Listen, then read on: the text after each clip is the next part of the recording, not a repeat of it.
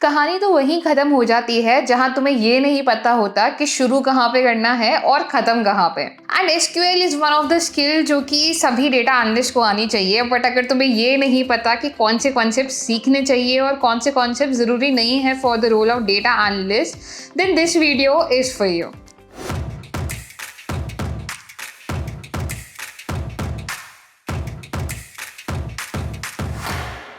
Hi everyone, welcome to WS cube tech channel. My name is Ayushi Jain and guys, आज की इस video के अंदर हम बात करने वाले हैं एक ऐसी स्किल के बारे में which is one of the most popular skill of 2025 job descriptions, that is SQL.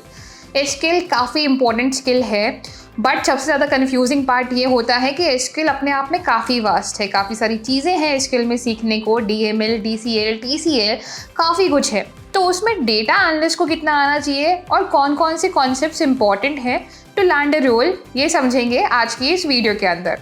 तो चलिए शुरू करते हैं। यहाँ मैं एक चेकलिस्ट क्रिएट कर रही हूँ जिसे आप लोग भी डाउनलोड कर सकते हो फ्रॉम आवर डिस्क्रिप्शन। जो जो टॉपिक्स आपके होते जाए उन पे आप इसको मार्क कर सकते हो and once all of them are mark, you are ready to apply for the roles. सबसे पहले स्किल चेकलिस्ट के अंदर, अच्छा इस वीडियो को मैं काफ़ी कट शॉर्ट रखने वाली हूँ। पॉइंट टू पॉइंट हम लोग बात करेंगे कि एक्चुअली क्या सीखना है और क्या स्किप करना है। सबसे पहले समझो कि डेटाबेस होता क्या है। तो database plus concepts of database, ठीक है। RDBMS क्या होता है, उसके अलावा आपको समझना है कि कौन कौन से SQL सर्वर्स होते हैं और कौन सा बेस्ट होता है या किसका कब यूज़ किया जा सकता है। उसी के बाद ये समझना कि SQL क्या है, वो भी काफ़ी इंपॉर्टेंट है। Full form of SQL, structured query language, क्या है, कैसे हमें डेटाबेस के साथ इंटरेक्ट करने में हेल्प करती है, उसे हमने काफ़ी अच्छे से समझ लेना है। Plus types of SQL, okay. अब टाइप्स ऑफ SQL में काफ़ी सारे टाइप्स आते हैं, जैसे कि DML, DDL, data definition language, data query language, TCL, transaction control language, and DCL भी होता है, ठीक है। तो DCL भी मैं यहाँ पे इंक्लूड कर रही हूँ। तो ये सारे डिफरेंट टाइप्स ऑफ SQLs होते हैं जिसमें स्टार्टिंग में तो सभी को समझो कि सभी किस काम में आते हैं। एट दी एंड आपको काम करना है DQL के ऊपर, डेटा क्वेरी लैंग्वेज, जहाँ पे हम लोग काम करेंगे सिलेक्ट के साथ, यानी कि retrieval of data from the databases. तो यहाँ तक हमने आ जाना है। इसके बाद हमारे पास जो नेक्स्ट कंसेप्ट यहाँ पे आता है दैट इज सिलेक्ट के साथ वेयर क्लॉज, ठीक है। कि वेयर क्लॉज को किस तरह से यूज़ किया जाता है। वेयर क्लॉज के साथ आपके पास आते हैं different types of operators.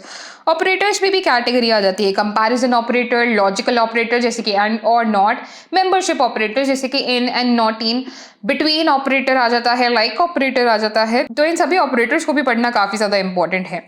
Aggregations कैसे हो सकते हैं, एलियासेस कैसे यूज़ करते हैं।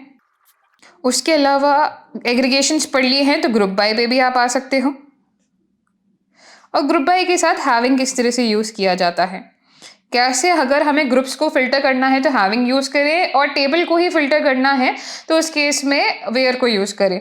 तो वो सारी चीज़ें समझनी काफ़ी इंपॉर्टेंट है। और इसी के बाद आ जाते हैं आपके इंपॉर्टेंट फॉर्मूलाज एंड फंक्शंस। तो मैं यहाँ पे फंक्शंस लिख रही हूँ।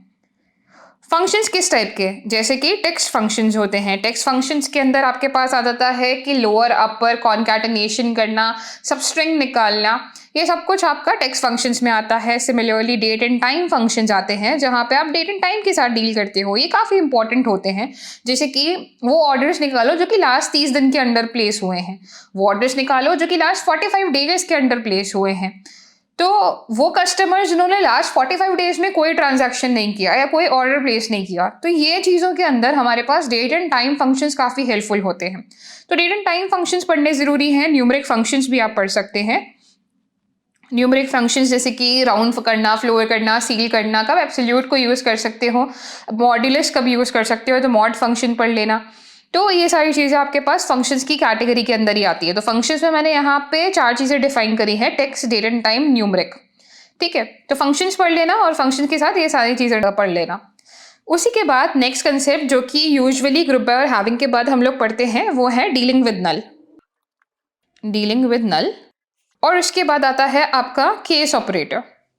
केस ऑपरेटर का यूज़ किया जाता है कंडीशनल कॉलम बनाने के लिए या फिर ट्रांसपोज करने के लिए।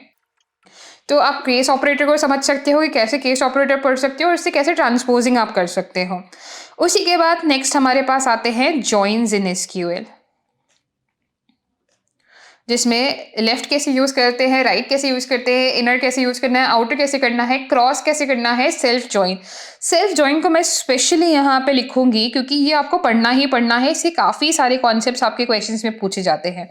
तो सेल्फ जॉइन को हम मैंडेटरीली यहाँ पे मार्क करेंगे। वैसे तो जॉइन्स खुद अपने आप में काफ़ी इंपॉर्टेंट टॉपिक है, बट सेल्फ जॉइन यहाँ पर डेफिनेटली आपको कवर करना है। तो सेल्फ जॉइन आपके पास नेक्स्ट कंसेप्ट हुआ जो कि आपको पढ़ना है।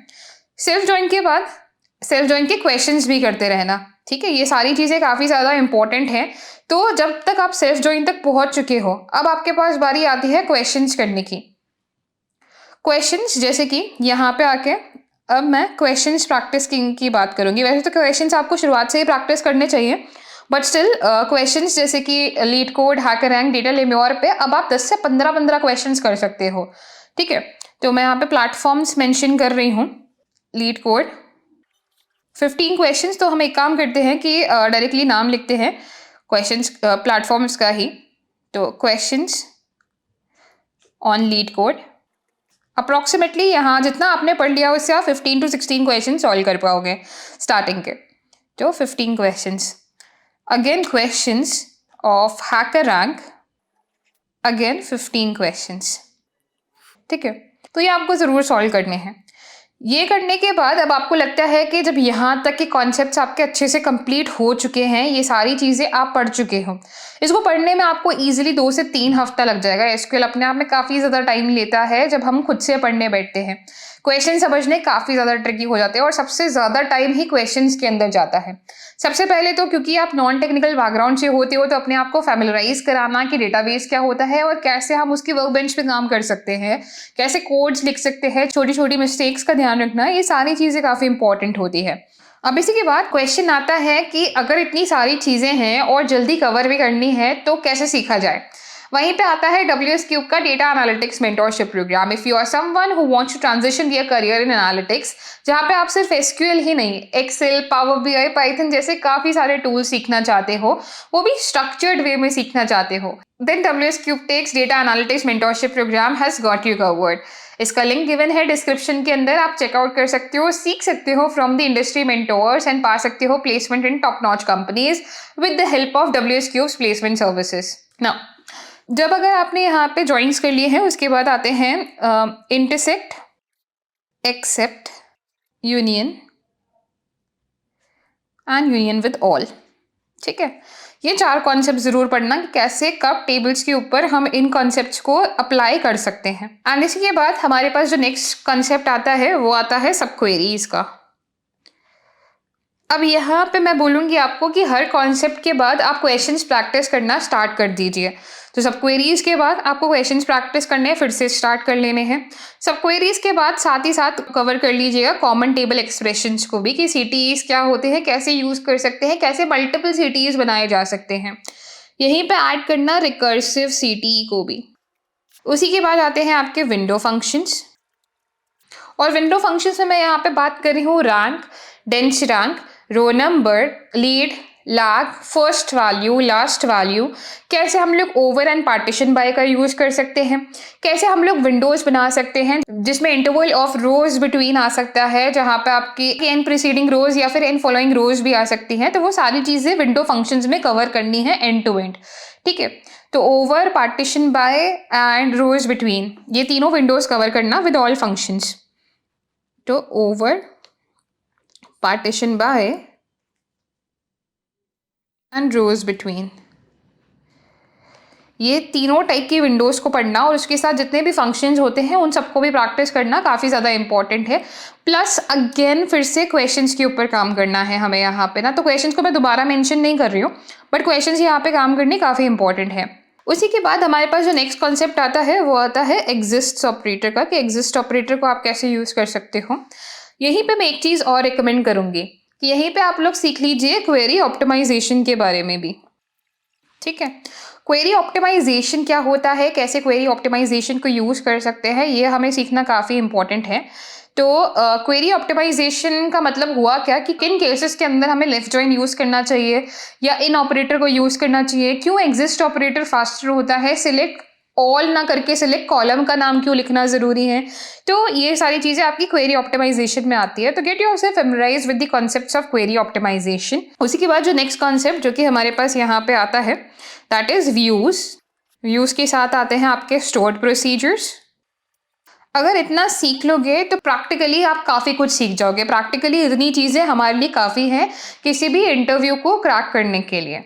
बट इसी के बाद अब चीज़ें आती है थ्योरेटिकली भी, कि थ्योरेटिकल क्वेश्चंस क्या क्या आ सकते हैं, कि नॉर्मलाइजेशन क्या होता है, drop versus delete versus truncate को कब यूज़ किया जाता है, ट्रिगर्स क्या होते हैं, ऑल्टर क्वेरीज क्या होती हैं।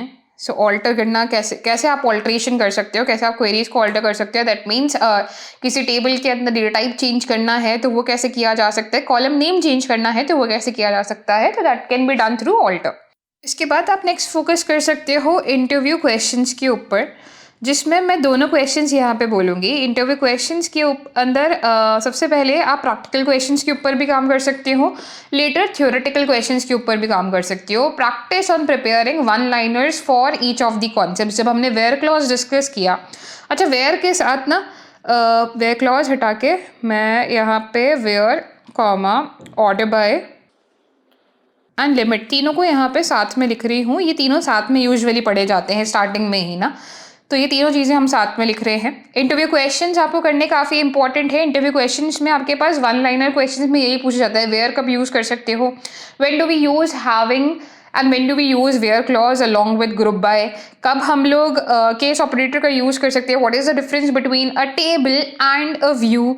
तो ऐसे काफ़ी सारे इंटरव्यू क्वेश्चंस होते हैं जो कि वन लाइनर्स की रिक्वायरमेंट जहाँ पे होती है, तो वो इंटरव्यू क्वेश्चंस आप ज़रूर कीजिएगा। प्लस मेरा रिकमेंडेशन रहेगा कि 2 प्रोजेक्ट्स हमने क्रिएट करने हैं, ठीक है।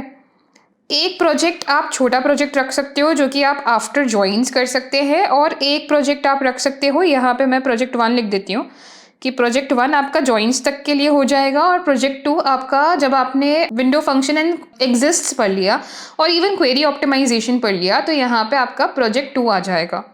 तो 2 प्रोजेक्ट्स आप बना लीजिए, जिसमें आप ई कॉमर्स भी चूज़ कर सकते हो, हेल्थ केयर भी चूज़ कर सकते हो, या फिर you can also choose any other domain as well जहाँ पे भी आपका इंटरेस्ट हो। मेरा रिकमेंडेशन रहेगा कि एसक्यूएल है तो ई कॉम पे जाना, काफ़ी कुछ इंसाइट्स आप लोग निकाल पाओगे, कस्टमर एनालिसिस कर पाओगे, चर्न एनालिसिस कर पाओगे, अलग अलग वे में कॉमन टेबल एक्सप्रेशंस को यूज़ कर पाओगे, काफ़ी सारी केपीआईज क्रिएट कर पाओगे, काफ़ी सारी एग्रीगेटेड टेबल्स आप क्रिएट कर पाओगे यूजिंग ई कॉमर्स डेटा।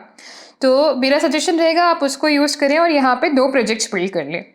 अब इसके बाद जो नेक्स्ट चीज़ जो कि आपको आनी चाहिए वो है कि ये जितनी भी चीज़ें आपने पढ़ी हैं उनको रेगुलर प्रैक्टिस में रखना है, ठीक है। तो ये चेकलिस्ट तो नहीं बोलूँगी, बट हाँ ये मैं एक सीख की तरह आप लोगों को बोल देती हूँ कि देखो एसक्यूएल का जो फॉरगेटिंग कर्व है वो सबसे ज़्यादा हाई होता है। मैंने अपने सारे कोहॉर्ट्स में देखा है, स्टूडेंट्स एसक्यूएल पढ़ते हैं, काफ़ी अच्छा कॉन्फिडेंस भी आता है, at the end of the SQL questions भी सॉल्व कर रहे होते हैं, बट जैसे ही नया टूल सीखा पावर बीआई, या नया टूल सीखा एक्सेल, या नया टूल सीखा पाइथन, तो वो प्रैक्टिस करना कम कर देते हैं एसक्यूएल को, या एंटायरली बंद कर देते हैं, क्योंकि ऑब्वियसली नया टूल सीख रहे हैं तो उस पर पूरा फोकस है। वैसा नहीं करना है guys. If you are planning कि आप कोई और टूल भी सीखें at the same time, SQL की प्रैक्टिस बहुत इंपॉर्टेंट है।